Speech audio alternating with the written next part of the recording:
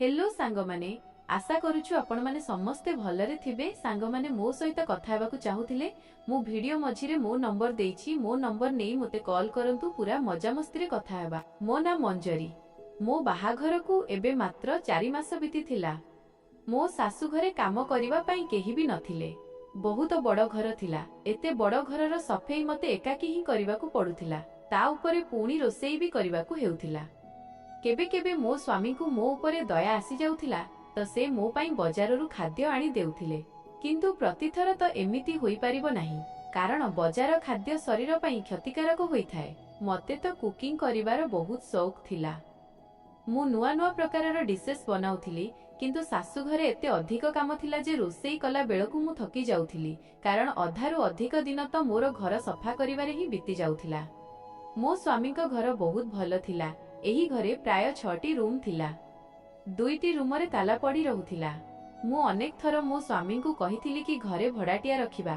एहा द्वारा घरर किछि काम भी कमी जिवो एवं मो सह घरे रहिबा पई किछि लोक भी मिलि जिवे। आउ तो आउ आमको प्रति मासरे भड़ा टंका भी मिलिबो। किंतु मो स्वामी कहिले कि मोर आजिकाली काहारी उपरे विश्वास नाही। मु एमिति कोनोसी भी भड़ाटिया को घरे रखि परिबि नाही, कारण मु अधिकांश समय घर बाहरे रहे। आउ तुमे दिन सारा घरे एका रुह। मते कौन जना जे घरे कौन हेउची कौन नाही। मु कौनसी प्रकार विपद मुंडाई पारिबी नाही। मो स्वामी को कथा भी ठीक थिला कि आजिकाली दुनिया रे आमे काहाकू एते सहजरे विश्वास करि परिबानी। से मोर ही भल पाई सबु कहूथिले। मु बहुत भाग्यवती थिली जे मते एते भल पाउथिबा स्वामी मिलिथिले। मो स्वामी को ना भिकी थिला। भिकी मते बहुत भल पाउथिले। आम बाहाघर तांको भौणी निज इच्छा अनुसारे कराइथिले। तांको भौणी मते एक बाहाघर भोजिरे देखिथिले एवं सेठी ही से मते पसंद करि नेइथिले।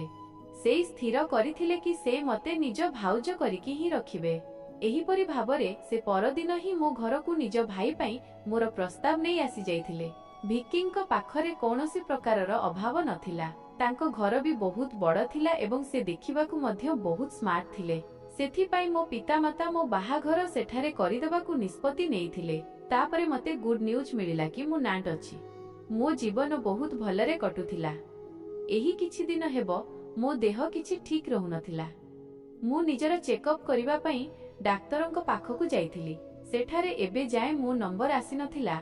मु मो नंबर आसीबाकू अपेक्षा करुथिली। मु नाट थिली एवं एबे मोर तृतीय मास चलीथिला। मो देह अधिक भल रहु नथिला, कारण घर काम जोगु मु सबु बेले थकापण अनुभव करुथिली एवं नांसी समय रे भी मते आराम मिलि पारु नथिला। मो द्वारा अधिक समय ना बसी हेउथिला कि ना अधिक समय छिड़ा होई हेउथिला। मते हॉस्पिटल रे बसी रहिबा बहुत समय होई जाइथिला। मु टिके टहलिबाकू लागिली। चालू चालू जेतेबेले मु काउंटर पाखरे पहुंचिली, भाबिली कि एठारे निज नंबर आसीबा विषय रे पचारि दे कि मो नंबर केते समय परे आसीबो। किंतु मो पूर्वरु ही सेठारे छिड़ा होइथिबा जणे महिला निज नंबर आसीबा विषय रे पचारुथिले। मु मो विषय रे पचारिली तो काउंटर रे बसिथिबा पिलाटी कहिला जे आपणक नंबर 4 जनक परे आसीबो। मु फेरी आसी निज जागा रे बसी गली। जेउ महिला जनक मो पूर्वरु सेठारे निज पाळी आसीबा विषय रे पचारुथिले, से मो पाखरे आसी बसिले एवं कांदिबाकू लागिले। मोते सेही बिचारीको कांद देखा गलानी। तापरे मु तांकू पचारिली, आई आपणकर कोन असुविधा होईची? आपण काहींकी कांदुछंती? सेही महिला जनक कहिले, मु एठारे मो सांझियो को देखाइबा पई आनिछि। मो झियो नट अछि। मो झियोर बाहाघर जणे दायित्वहीन मनीष सह होई गला। से मो झियो को निज प्रेम जाल रे फसाइला एवं मो झियो को नाट करी छाड़ी देला। मो झियो कहूची जे से ता सह बाहा होईची, किंतु एबे खराब समय रे ताकू निज स्त्रीर साथ देबा कथा। हेले से मो झियो को केबे केमिति देखा करिबाकू आसे एवं केबे केमिति टंका देई जाए। आजिकाली तो हजारे खर्च। एबे जेबे ठारू ताकू जणा पड़िछि कि मो झियो नाट अछि, सेबे ठारू से निज स्त्री को देखा करिबाकू आसी नाही। मो झियो निज कपाळ निजे पोड़िछि। सेही लोक सह चोरारे बाहाघर करी मो झियोर अवस्था मते देखा जाउनी। ता देह दिनकू दिन खराब हेबाकू लागिलानी, कारण से नाट अछि एवं ताकू चिकित्सार दरकार। कौन कहिबी झियो, मोर तो माँ मन ना। माँ तो किछि भी करी निज पिलामानंकर मंगल ही चाहि थाए। मु भी गरीब स्त्री लोक। मो पाखरे भी खाइबाकू किछि नाही। जणे पुओ अछि आउ जणे बोहू। पुओ कष्ट करी काम करे, तथापि ताकू बहुत कम टंका मिले, जेउथिरे आम मानंकर गुजुराण बहुत कष्टरे हुए। मो पाखरे टंका नाही, किंतु तथापि एठारे काहाठारू टंका उधार नै मो झियर चिकित्सा करिबा पई आसी जाइछि। बास या भाबुची कि जदि डाक्तर दामी औषध लिखिदेबे तेबे मु मो झीर चिकित्सा केमिति करि परिबि, कारण मो पाखरे तो एते टंका नाही। मु तांकु सांत्वना देली एवं कहिली कि आपण चिंता करंतु नाही। मु निज पर्सरु बाहर करी तांकु 25,000 टंका देदेली एवं कहिली कि एबे मो पाखरे एतिकी ही टंका अछि, जदि अधिक टंका थांता तेबे मु आपणको आहुरी देइथांती। आपण निज झियर चिकित्सा करंतु। मते आईन झियो पाई बहुत दुख लागुथिला। मु तांको झियो को देखि नथिली। से लंबा ओढणा टाणी बसिथिले। से मोते कहिले कि मो भलिया महिला को तो केही चाकरी भी देउनाहांती। मु चाहूची कि लोकंक घरे काम करि पारंती, जहा द्वारा घर को किछि टंका आसंता एवं आम मानकर सहाय्य होई पारंता। किंतु मो भलिया बुढ़ी महिला को देखि लोक माने कहउछंती कि एतो आम घर काम भी ठीक रे करि परिबनी। से मो सामना रे हाथ जोड़ी कहबाकू लागिले, तुमको बहुत बहुत धन्यवाद झियो, भगवान तुमको सब खुशी दियंतु। तुमे आज एही टंका देई मो परे बहुत बड़ अपकार करिछ। मु कहिली, आईजी कोन आपनकू कामर दरकार अछि? से कहिले, हां मते कामर बहुत दरकार अछि, कारण ना मो बोहू को केउठी काम करिबाकू पठाई परिबि ना मो झियो को। मो पुआ तो आगरो ही चाकरी को जाउछि। मु चाहूछि कि मु निज परिवार पई किछि करि पारे। मु जणे विधवा महिला। जदि मो स्वामी बंची थांते तेबे आज मते एते असुविधा भरा दिन देखिबाकू पड़ी न थांता। मते सेही आईन उपरे बहुत दुख लागिला। तापरे मो मुंडरे गोटे बुद्धि आसिला कि काहेकि ना मु तांकू मो घरे कामरे रखि नेबी। एही परि भाबरे तांकर भी सहाय्य होइजिबो एवं मोर भी काम होइजिबो। बेसी कहिले एही दिन मानंकरे मु नांट अछि एवं मो द्वारा नांसी रे अधिक काम होई पारुनी। मु तांकू कहिली, आई कोन आपण मो घरे चाकरी करि परिबे? प्रकृत रे मु एही सहर रे नुआ आसीछि एवं मो स्वामींकर पोस्टिंग भी अन्य सहर रे। मु घरे एका रहे।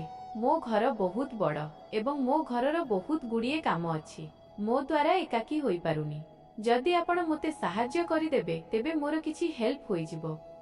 सेही स्त्री लोक जनक मो कथा सुनी बहुत खुशी होई गले एवं कहिबाकू लागिले, झियो तुमे तो मो उपरे प्रथम देखारे ही बहुत गुड़िए अपकार करिदेले। बोध हुए मु तुम अपकार सारा जीवन भूली पारिबिनी। मु सेही महिला को निज ठिकणा एवं मोबाइल नंबर गोटे चिठारे लेखि देइदेली। सेतेबेलकू मो नंबर भी आसी जाइथिला एवं मु मोर चेकअप कराइबा पई डाक्टरंको क्याबिन भितर को चली गली। परदिन सकाळे मोटा समय रे से आम घरे पहुंची सारिथिले। मु तांको सब बहुत भलो भाबरे कथा हेली एवं आज प्रथम दिन रे मु तांको निज हातरे चा बनाई पियाइली। से मो अभ्यास रे बहुत खुशी हेले एवं बारंबार मते आशीर्वाद देउथिले। मु तांको घरर सबु काम बुझाई देली एवं निजे टिके आराम करिबा पई मोकु चली गली। हठात मते निदा आसी गला। मु प्राय 3 घंटा जाई सोई रहिथिली। जेतेबेले मो आखि खोलिला एवं मु निज रूम बाहर को आसिली, तेबे एहा देखि आश्चर्य होई गली जे आई तो घर काम रे व्यस्त थिले। मु देखिली जे से मो पूरा घर को आईना परी चमकाई देइथिले एवं एबे से कपड़ा धोउथिले। सेही महिला जनक काम रे बहुत पारंगम थिले। एते बयस्का होइथिबा सत्वे से बहुत क्षिप्रता एवं सफेई सह घर काम को भलो भाबरे संभाळी नेइथिले। मु तांको काम रे बहुत प्रभावित हेली। मु तांको कहिली, आई मते आपणको काम बहुत पसंद आसीछि। आपणको चाकरी पक्का। आपणको ही एबे मो घरे प्रतिदिन काम करिबाकू आसीबाकू हेबो। से मो कथारे बहुत खुशी होई गले। आज प्रथम दिन रे ही मु तांको खर्च पानी बाबदरे 200 टंका देली एवं कहिली कि निज पई किछि खाइबाकू नै जिवे। परदिन पुणी जेतेबेले से आम घर को काम करिबा पई आसिले, तेबे तांको सह जणे जुआन झियो भी आसीथिला। से ओढणा देइथिला।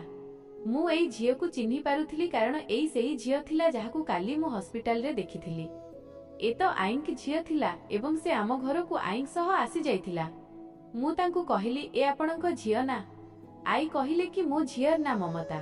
झियो, जदि तुमरो कौनसी असुविधा न थाए तेबे मु मो झियो को एठारे काम करिबा पई रखि पारिबी। मो बुढ़ा हाड़े एबे एते शक्ति नहीं कि मु एते सबु काम करि पारिबी। तुम घर तो बहुत बड़ एवं एही घरर बहुत गुड़िए काम अछि। सेथि पई तुमरो जदि कौनसी असुविधा न थाए तेबे मु मो झियो को भी सांगरे नेई आसीबी। मोर तो कौनसी असुविधा नथिला, किंतु तांको झियो नाट थिला। आउ आई कहिथिले कि तार देह भी ठीक नाही, तेबे से ताकू एठारे काम करिबा पई काहेकि नेई आसीथिले। मु जेतेबेले तांकू एही प्रश्न कली, तेबे से कहिबाकू लागिले, मो झियर देह एबे काफी भलो अछि एवं एहार एबे पिला हेबाकू जाउछि। एहाकू निज पिला विषय रे भी तो भाबिबाकू हेबो। ए किछि काम करिबो तो एहा पाखकू भी किछि टंका आसीबो। आखिरे मा हेबा परे एहाकू टंकार दरकार हेबो। ସେଥିପାଇଁ ଏ ମତେ ଏଠାକୁ ଆସିବାକୁ ଜିଦ୍ କଲା, ତେଣୁ ମୁଁ ଏହାକୁ ଏଠାକୁ ନେଇ ଆସିଲି। ଆଉ ମୁଁ ବି ଏକାକି ତୁମର ଏତେ ବଡ଼ ଘର କାମ ସମ୍ଭାଳି ପାରିବିନି। ମୁଁ କହିଲି ଠିକ୍ ଅଛି, କିଛି କଥା ନାହିଁ। ଜଣେ ନୁହେଁ ତ 2 ଜଣ ହିଁ ସହି, ଏଥିରେ ତ ମୋର ହିଁ ଲାଭ। ମୁଁ କହିଲି ଠିକ୍ ଅଛି, ଆପଣ ଏମାନଙ୍କୁ ପ୍ରତିଦିନ ନେଇ ଆସନ୍ତୁ, ମୋର କୌଣସି ପ୍ରୋବ୍ଲେମ୍ ନାହିଁ। ଏହିପରି ଭାବରେ ଆଈଙ୍କ ସହ ପ୍ରତିଦିନ ତାଙ୍କ ଝିଅ ମମତା ଆମ ଘରକୁ ଆସିବାକୁ ଲାଗିଲେ। ମତେ ସେହି ବିଚାରୀକୁ ଦେଖି ବହୁତ ଦୟା ଲାଗୁଥିଲା। ବିଚାରୀର ସ୍ୱାମୀ ତାକୁ କିଛି ଭାଲ୍ୟୁ ହିଁ ଦେଉନଥିଲେ। ମମତା ସବୁବେଳେ ଓଢ଼ଣା ଦେଇ ରହୁଥିଲା। ମୁଁ ଦିନେ ମମତା ଉପରେ ହସିବାକୁ ଲାଗିଲି। ମୁଁ ତାକୁ କହିଲି, ମମତା, ତୁମେ ସବୁବେଳେ ଓଢ଼ଣା ଦେଇ କାହିଁକି ରୁହ? ଆଖିରେ ତୁମେ କାହା ପାଖରୁ ନିଜକୁ ଲୁଚାଇବାକୁ ଚେଷ୍ଟା କରୁଛ? ମୋ ପାଖରୁ ନା ନିଜ ମା ପାଖରୁ? ମୋ କଥାର ଉତ୍ତର ମମତା ବଦଳରେ ତାର ମା ଦେଲେ। ସେ ଜଲଦି ମୋ ପାଖକୁ ଆସି କହିବାକୁ ଲାଗିଲେ, ଝିଅ, ଆମ ଜାତି ପ୍ରଥାରେ ଝିଅ ଏବଂ ବୋହୂମାନେ ଓଢ଼ଣା ଦେଇ ହିଁ ଘରୁ ବାହାରନ୍ତି। ମୁଁ କହିଲି କିଛି କଥା ନାହିଁ, କିନ୍ତୁ ଏବେ ତ ସେ ଘର ଭିତରେ ଅଛି, ଏବେ ତ ତାକୁ ଓଢ଼ଣା ଦେବା କଥା ନୁହେଁ। ଯେତେବେଳେ ଏଠାରୁ ଯିବ ସେତେବେଳେ ଓଢ଼ଣା ଦେଇଦବ।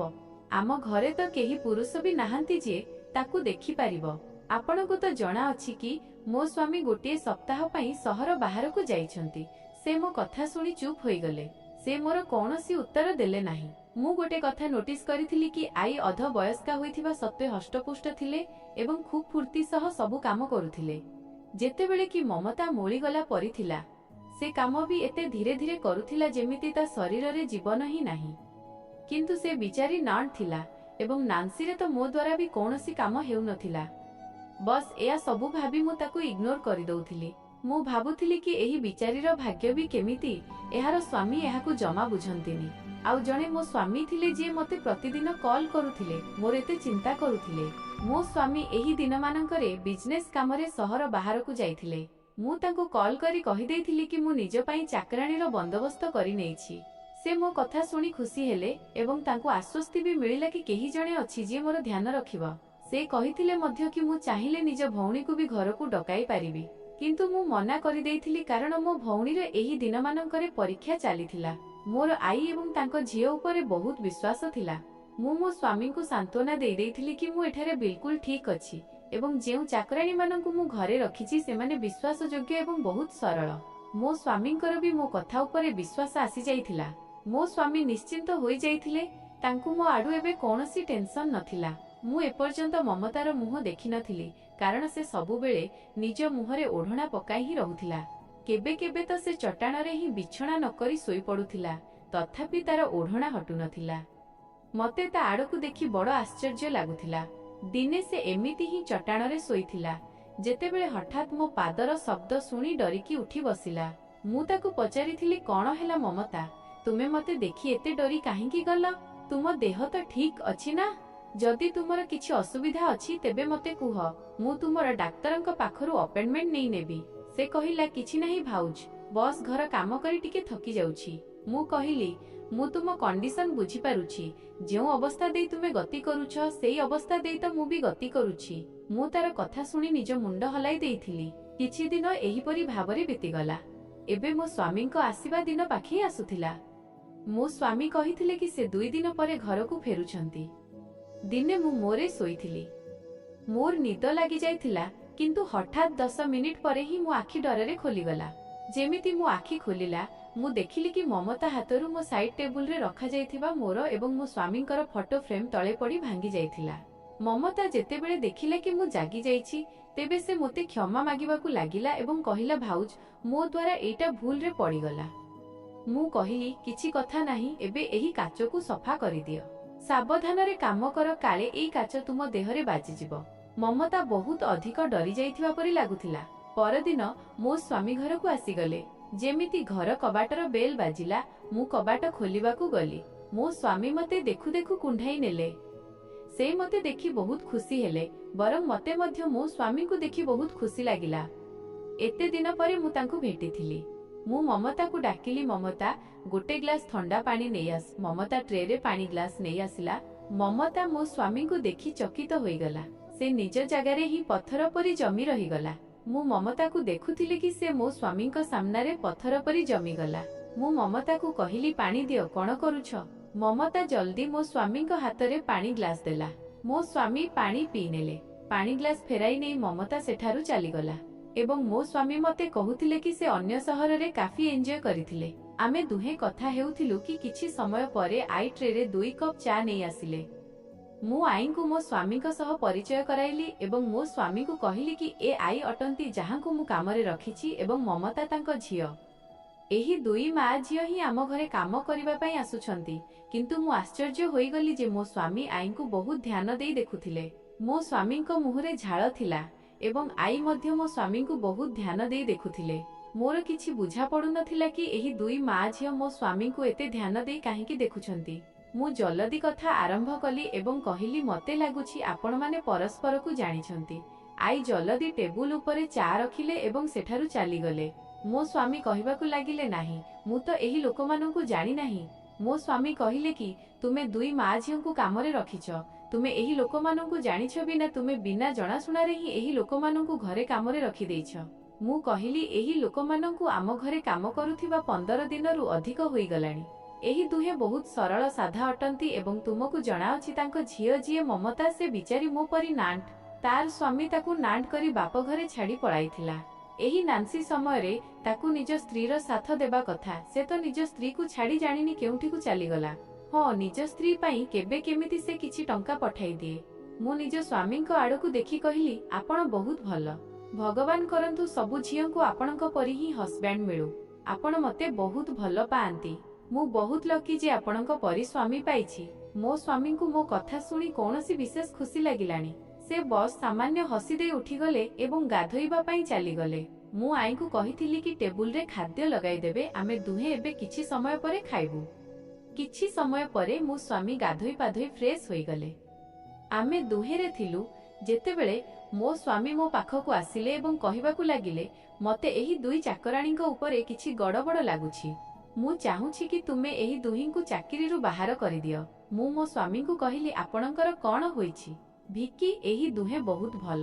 ଏବେ ଆପଣ ଏହି ଦୁହିଁଙ୍କ କାମ ଦେଖିନାହାନ୍ତି, ଯେତେବେଳେ ଆପଣ କାମ ଦେଖିବେ ତେବେ ତାଙ୍କର ବହୁତ ପ୍ରଶଂସା କରିବେ। ଏମାନେ ବହୁତ ସଫେଇର ସହ କାମ କରନ୍ତି। ଯେମିତି ମୁଁ କହେ ସେମିତି ହିଁ କରନ୍ତି। ଏପର୍ଯ୍ୟନ୍ତ ସେମାନେ ମତେ କୌଣସି ବି ଅଭିଯୋଗର ସୁଯୋଗ ଦେଇନାହାନ୍ତି। ତେବେ ଭଲ, ମୁଁ ତାଙ୍କର କୌଣସି ବି ଭୁଲ ନଥାଇ କାମରୁ କେମିତି ବାହାର କରିପାରିବି? ଭିକି କହିଲେ, ମଞ୍ଜରୀ, ତୁମେ ବହୁତ ସରଳ। ତୁମେ ଏମିତି ଚାଲାକ ଏବଂ ଧୂର୍ତ୍ତ ମହିଳାମାନଙ୍କ ବିଷୟରେ ଜାଣିନ। ଏମିତି ମହିଳାମାନେ ପ୍ରଥମେ ଭଲ ଭାବରେ ଘର ପରଖନ୍ତି, ମାଲିକ ମାଲିକାଣୀଙ୍କ ବିଶ୍ୱାସ ଜିତି ନିଅନ୍ତି ଏବଂ ତାପରେ ନିଜ ହାତ ସଫା କରି ଚମ୍ପଟ ମାରନ୍ତି। ମୁଁ କହିଲି, ଭିକି, ଆପଣଙ୍କ ମୁଣ୍ଡ ଖରାପ ହୋଇଯାଇଛି କି କ'ଣ? ଆପଣ ପ୍ରଥମେ ମୋ ସହ ଚାଲନ୍ତୁ, ଆମେ ଦୁହେଁ ସାଙ୍ଗ ହୋଇ ବସି ଖାଇବା। କେତେ ଦିନ ହୋଇଗଲା ଆମେ ଦୁହେଁ ଏକାଠି ବସି ଖାଇନାହୁଁ। ମୁଁ ମୋ ସ୍ୱାମୀଙ୍କ ହାତ ଧରି ତାଙ୍କୁ ତଳକୁ ନେଇ ଆସିଲି। ମୁଁ ଦେଖିଲି କି ଆଈ ଏବଂ ମମତା ଟେବୁଲରେ ଖାଦ୍ୟ ଲଗାଉଥିଲେ। ମୁଁ ମମତା ଏବଂ ଆଈଙ୍କୁ କହିଲି, ଆପଣ ଦୁହେଁ ବି ଆଜି ଟେବୁଲରେ ହିଁ ବସି ଆମ ଦୁହିଁଙ୍କ ସହ ଖାଇନିଅନ୍ତୁ। ମତେ ଖୁସି ଲାଗିବ ଯଦି ଆପଣମାନେ ଆମ ସହ ଖାଇବେ ତ। ଆଈ ତ କିଛି କହିଲେ ନାହିଁ, କିନ୍ତୁ ମମତା କହିଲା, ନାହିଁ ଭାଉଜ, ଆପଣ ଖାଆନ୍ତୁ। ମତେ ଆପଣଙ୍କୁ କହିବାର ଥିଲା କି ମୁଁ ଛୁଟି ନେଇ ନିଜ ଘରକୁ ଯିବାକୁ ଚାହୁଁଛି। ମୁଁ କହିଲି, ଏତେ ଜଲଦି? ଏବେ ତ ଦ୍ୱିପ୍ରହର ଉଁଟା ବାଜିଛି। ତୁମକୁ ରାତିର ରୋଷେଇ ବି ତ କରିବାକୁ ହେବ। ଆଉ ଆଜି ତ ବିଶେଷ ଭାବେ ମୋ ସ୍ୱାମୀ ଆସିଛନ୍ତି। ଆପଣ ଦୁହିଁଙ୍କୁ ମୋ ସ୍ୱାମୀଙ୍କ ପାଇଁ ତାଙ୍କ ପସନ୍ଦର ରୋଷେଇ କରିବାକୁ ହେବ। ମମତା ହଁ କହି ମୁଣ୍ଡ ହଲାଇଦେଲା। କିନ୍ତୁ ମମତାର ସ୍ୱରରୁ ମତେ କିଛି ଗଡ଼ବଡ଼ ଲାଗୁଥିଲା।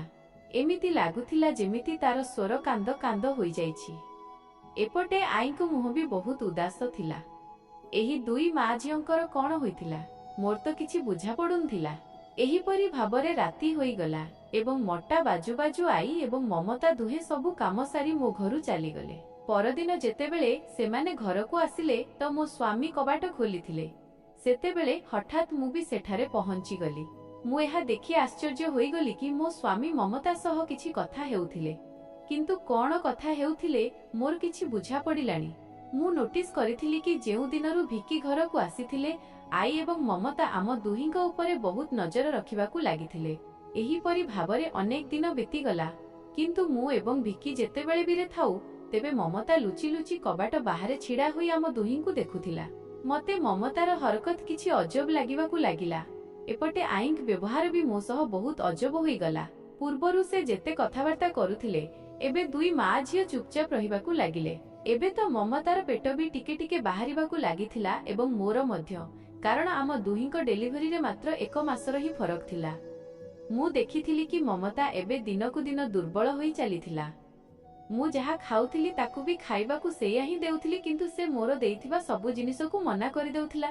ମତେ ଲାଗିଲା କି ବୋଧହୁଏ ଏବେ ତାର ଦେହ ଅଧିକ ଖରାପ ରହିବାକୁ ଲାଗିଲାଣି, ସେଥିପାଇଁ ତାର ବ୍ୟବହାର ଏମିତି ହୋଇଯାଇଛି। ଯଦିଓ ଏହି ଅବସ୍ଥାରେ ଆଈଙ୍କୁ ତାକୁ ଏଠାରେ କାମକୁ ଆଣିବା କଥା ନୁହେଁ। ମୁଁ ଦିନେ ଆଈଙ୍କୁ ନିଜ ପାଖକୁ ଡାକିଲି ଏବଂ ତାଙ୍କୁ କହିଲି କି ଆଈ, ମତେ ଲାଗୁଛି କି ଏବେ ଆପଣଙ୍କୁ ମମତାକୁ ଆମ ଏଠାରେ କାମକୁ ଆଣିବା କଥା ନୁହେଁ। ମୋ କଥା ଶୁଣି ଆଈ ଚୁପ୍ ହୋଇଗଲେ। ସେ ମୋର କୌଣସି କଥାର ଉତ୍ତର ଦେଲେ ନାହିଁ। ଦିନେ ମୁଁ ମୋରେ ଶୋଇଥିଲି। ମୋର ଆଖି ଖୋଲିଲା ତ ମୁଁ ଦେଖିଲି କି ମୋ ସ୍ୱାମୀ କେଉଁଠି ବି ନାହାନ୍ତି। ମୁଁ ମୋ ସ୍ୱାମୀଙ୍କୁ ଖୋଜୁ ଖୋଜୁ ପୁରା ଘରେ ବୁଲୁଥିଲି। ସେତେବେଳେ ହଠାତ୍ ମତେ ରୋଷେଇ ଘରୁ କାହାର କଥାବାର୍ତ୍ତା ଶୁଣାଗଲା। ମୁଁ ଯେମିତି ରୋଷେଇ ଘରକୁ ଗଲି, ତେବେ ମୋ ସ୍ୱାମୀ ଏବେ ଆଈ ପରସ୍ପର ଭିତରେ କିଛି କଥା ହେଉଥିଲେ। ମତେ ଦେଖୁ ଦେଖୁ ସେମାନେ ଦୁହେଁ ଚୁପ୍ ହୋଇଗଲେ। ଆଜି ଆଈ ମମତାକୁ ମୋ କହିବା ଅନୁସାରେ ମୋ ଘରକୁ କାମକୁ ନେଇ ଆସିନଥିଲେ। ମୋ ସ୍ୱାମୀ ଯେମିତି ମତେ ଦେଖିଲେ, ସେ କହିବାକୁ ଲାଗିଲେ, ଆରେ ମଞ୍ଜରୀ, ତୁମ ଦେହ ଠିକ୍ ନାହିଁ, ତୁମେ ଏଠାକୁ କାହିଁକି ଆସିଲ? ମୁଁ କହିଲି, ଆପଣ ମତେ କେଉଁଠି ବି ଦେଖାଗଲେ ନାହିଁ, ମୁଁ ଆପଣଙ୍କୁ ହିଁ ଖୋଜୁଥିଲି। ତେବେ ସେ କହିଲେ, ତୁମେ ଶୋଇଥିଲ। ମୁଁ ଭାବିଲି କି ମୁଁ ଆଈଙ୍କୁ କହିଦିଏ ମୋ ପାଇଁ ଏକ କପ୍ ଚା ବନାଇ ଦେବାକୁ। ସେଥିପାଇଁ ମୁଁ ରୋଷେଇ ଘରକୁ ଆସିଯାଇଥିଲି। ନିଜ ସ୍ୱାମୀଙ୍କ କଥା ଶୁଣି ମୁଁ ହସିଦେଲି। କିନ୍ତୁ ଜାଣିନି କାହିଁକି ମତେ ମୋ ସ୍ୱାମୀଙ୍କ ମୁହଁର ଭାବରୁ ଏମିତି ଲାଗୁଥିଲା ଯେମିତି ସେ ମୋ ସହ ମିଛ କହୁଛନ୍ତି। ଯେତେବେଳେ କି ଆଈଙ୍କ ମୁହଁ ବି ଉଡ଼ି ଯାଇଥିଲା। ମୁଁ କନଫ୍ୟୁଜ ହେଉଥିଲି କି ଯେଉଁ ଦିନରୁ ମୋ ସ୍ୱାମୀ ଘରକୁ ଆସିଥିଲେ, ଆଈଙ୍କ ବ୍ୟବହାର ପୁରାପୁରି ବଦଳି ଯାଇଥିଲା। ସେ ଯେମିତି ଦେଖାଯାଉଥିଲେ, ଯେମିତି ମୋ ସହ କଥା ହେଉଥିଲେ, ଏସବୁ ବହୁତ ଭିନ୍ନ ଥିଲା। ମୋ ସ୍ୱାମୀ ଆସିବା ପରେ ସେ ବିଲକୁଲ ନିଜ ଅନ୍ଦାଜ ବଦଳାଇ ଦେଇଥିଲେ। ପରଦିନ ଆଈ କାମକୁ ଆସିନଥିଲେ। ମତେ ଲାଗିଲା ବୋଧହୁଏ ତାଙ୍କ ଘରେ କୌଣସି ଏମର୍ଜେନ୍ସି ଆସିଯାଇଥିବ, ସେଥିପାଇଁ ମୁଁ କଲ୍ କରି ତାଙ୍କ ବିଷୟରେ ପଚାରିଲି ତ ମମତା କଲ୍ ଉଠାଇଥିଲା। ସେ କହିଲା କି ମାଙ୍କ ଦେହ ଠିକ୍ ନାହିଁ। ମୁଁ କହିଲି, ଚାଲ କିଛି କଥା ନାହିଁ, ଯେତେବେଳେ ଆଈଙ୍କ ଦେହ ଠିକ୍ ହେବ ସେତେବେଳେ ଆସିବେ। ମୁଁ ମମତା ସହ ଅଧିକ କଥାବାର୍ତ୍ତା କଲି ନାହିଁ, କାରଣ ତାର ହରକତ ମତେ କିଛି ଠିକ୍ ଲାଗୁନଥିଲା। ଏହିପରି ଭାବରେ ଅନେକ ଦିନ ବିତିଗଲା ଏବଂ ଆଈ ଏପର୍ଯ୍ୟନ୍ତ କାମକୁ ଆସିନାହାନ୍ତି। ମୁଁ ମୋ ସ୍ୱାମୀଙ୍କୁ କହୁଥିଲି କି ଜାଣିନି ଆଈଙ୍କର କ'ଣ ହୋଇଛି, ସେ ଆମ ଏଠାରେ କାମକୁ ଆସୁନାହାନ୍ତି। ମମତା କହିଥିଲା କି ତାଙ୍କ ଦେହ ଠିକ୍ ନାହିଁ। ମୁଁ ମୋ ସ୍ୱାମୀଙ୍କୁ କହିଲି କି ଆମକୁ ତାଙ୍କ ଘରକୁ ଯିବା କଥା। ତାଙ୍କ ଦେହ ବୋଧେ ଅଧିକ ଖରାପ ଥିବ, ସେଥିପାଇଁ ତ ସେ ଏଠାକୁ ଆସିବାରେ ଏତେ ଦିନ ଲଗାଇଦେଲେ। ଏବଂ ହୋଇପାରେ ତାଙ୍କୁ ଟଙ୍କାର ବି ଦରକାର ଥାଇପାରେ। ଭିକି କହିବାକୁ ଲାଗିଲେ, ତୁମେ କେମିତିକା ଫାଲତୁ କଥା କହୁଛୁ? ଆମେ ଚାକରାଣୀଙ୍କ ଘରକୁ ଯିବା। ଏବେ ଆମର ଏତେ ଖରାପ ଦିନ ଆସିନାହିଁ। ସେମାନଙ୍କୁ ଟଙ୍କା ଦରକାର ଥିବ ତ ସେମାନେ ନିଜେ ଆସି ନେଇଯିବେ, କିନ୍ତୁ ଆମେ ସେଠାକୁ ଯିବାନି। ମୁଁ କହିଲି, ମତେ ବି ତ ବହୁତ ଅସୁବିଧା ହେଉଛି। ଆପଣ ଜାଣନ୍ତି କି ମୋର ନାନ୍ସି ଦିନ ଚାଲିଛି, ମୁଁ ଘର କାମ କେମିତି ସମ୍ଭାଳିବି? କିନ୍ତୁ ମୋ ସ୍ୱାମୀ ବାରମ୍ବାର ମନା କରୁଥିଲେ। ସେ କହିଲେ, ଏହି ଲୋକମାନଙ୍କୁ କାମରୁ ବାହାର କରିଦିଅ, ମୁଁ ତୁମ ପାଇଁ ଅନ୍ୟ ଚାକରାଣୀର ବ୍ୟବସ୍ଥା କରିଦେବି। ମୁଁ କହିଲି, ମୁଁ ଅନ୍ୟ କାହା ଉପରେ ବିଶ୍ୱାସ କରିପାରିବିନି। ମତେ ଅଭ୍ୟାସ ହୋଇଗଲାଣି ଆଈଙ୍କ କାମର, ସେଥିପାଇଁ ମୁଁ ଆଈଙ୍କୁ ହିଁ ଡକାଇବି। ଜାଣିନି କାହିଁକି ମୋ ସ୍ୱାମୀଙ୍କୁ ମୋର ଏହି କଥା ଏତେ ଖରାପ ଲାଗିଲା କି ସେ ରାଗିଗଲେ।